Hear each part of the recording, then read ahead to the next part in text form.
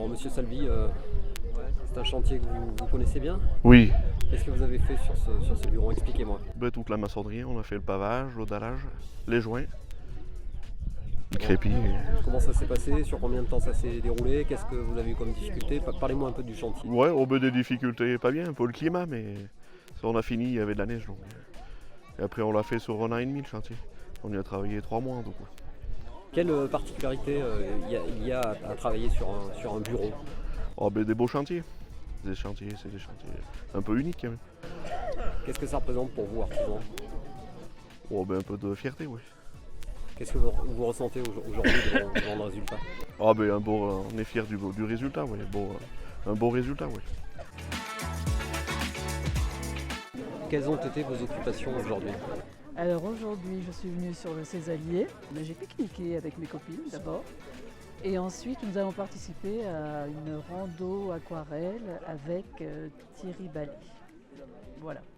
Bon, c'était une découverte pour vous? Pour moi, c'était une découverte, c'était une première, oui. Et alors? Ça s'est très bien passé.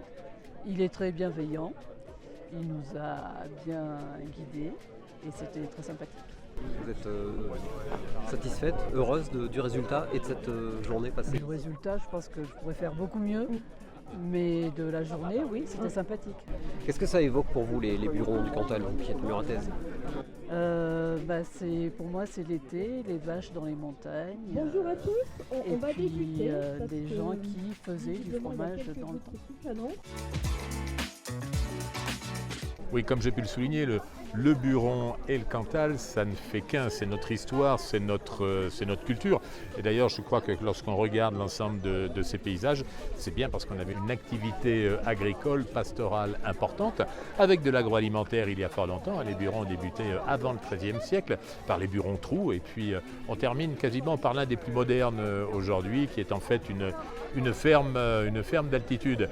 Et je crois que c'est tout le passé, c'est toute l'histoire agricole et culturelle du département. Donc on peut se satisfaire de cette initiative qui permet de transmettre toute cette histoire aux plus jeunes, aux visiteurs. Et puis surtout aussi, je crois que c'est important de souligner que c'est un message d'espoir aussi pour l'agriculture, parce qu'aujourd'hui, si on arrive à conserver ces burons, si on arrive à les transmettre aux générations futures, c'est bien parce que nous avons encore du pastoralisme sur nos hauts plateaux et sur nos montagnes cantaliennes. Et c'est la fin de ces inaugurations qui marque la fin du chantier aussi, la fin des travaux. Donc on est très heureux, vraiment très très heureux d'avoir pu faire ces travaux et d'avoir pu valoriser notre patrimoine. Pourquoi faut-il sauver ce patrimoine? Parce que si, je pense, la collectivité ne le fait pas, ce sont parfois quelques investisseurs privés, mais ça ne concernera pas l'ensemble des burons.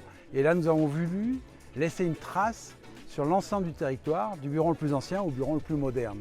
Ça, c'est original. Et en plus, nous avons voulu les ouvrir à tous les publics. Ils vont rester ouverts et ils seront disponibles. Voilà. L'enjeu, ça n'est pas seulement de réhabiliter ce patrimoine, c'est de le faire vivre également. Exactement. Ce n'est pas seulement de le réhabiliter, parce que ça, on sait faire et d'autres auraient su faire. Mais nous, ce qu'on a voulu dès le départ, c'est non pas en faire des lieux d'hébergement, mais en faire des lieux de vie et que le territoire et que les habitants puissent se les approprier.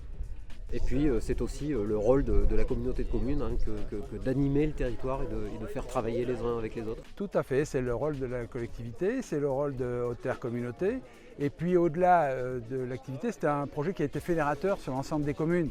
Parce qu'en termes d'image, ça nous valorise énormément. Je l'ai dit, on a eu des reportages TF1, FR3, les médias nationaux, vous. Et franchement, c'est un très très bon moyen de valoriser notre intercommunalité Haute-Terre Communauté. Donc beaucoup de fierté. Oui, très fier de l'ensemble de mes équipes et de mes élus, parce qu'on a fait un vrai travail d'équipe. C'est le quatrième des burons restaurés par Haute-Terre Communauté et c'est aussi le plus récent dans un cadre magnifique du plateau du Césalier. Et c'est un buron dont la forme n'a absolument pas changé, mais plutôt la peau, l'aspect général, puisque la tôle a été remplacée par l'ardoise et les murs abîmés, réhabillés de crépi. Voilà. Alors quelles sont les spécificités du point de vue architectural de la rénovation d'un bureau, d'un bâtiment un peu particulier?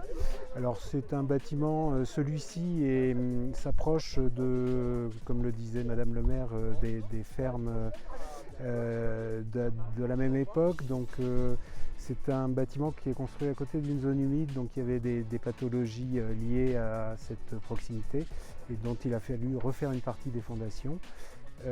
Après, c'est une restauration. Si, il y a évidemment la spécificité de la voûte qui a été reprise et qui est donc la cave du Buron. Mais après, c'est un bâtiment ancien comme pas mal d'autres, à cette spécificité de la cave près. On a gardé bien sûr des matériaux, je dirais, un peu... Alors ce sont les matériaux du Buron lui-même, sauf la couverture qui a été restituée, puisque la couverture avait beaucoup souffert et avait été heureusement remplacée par des tôles, ce qui a permis de conserver la maçonnerie dans un état relativement satisfaisant. On sait par une iconographie et des photos que le bâtiment était bien couvert en ardoise comme ça. Et on a refait les planchers intérieurs, mais sans surprise, puisqu'ils étaient encore présents. Donc on a pu restituer ce qu'on a trouvé, mais le remettre en bon état. Les Burons, ce sont des bâtiments qui sont bien ancrés dans leur territoire. On ne peut pas imaginer ce bâtiment ailleurs qu'ici. Non, et alors ce qui est intéressant aussi avec les 4 Burons de Haute-Terre, c'est qu'ils sont chacun très spécifiques dans leur époque de construction et dans leur territoire, et qui sont des territoires qui se répondent, puisqu'il y a des co-visibilités, je dirais, entre le massif des monts du Cantal et du Puy-Marie et ces plateaux du Césalier et ce plateau du Césalier sur lequel on retrouve des Burons. Donc c'est des bâtiments qui sont en même temps, qui ont beaucoup de points communs, mais qui sont tous différents et tous dans des lieux très spécifiques.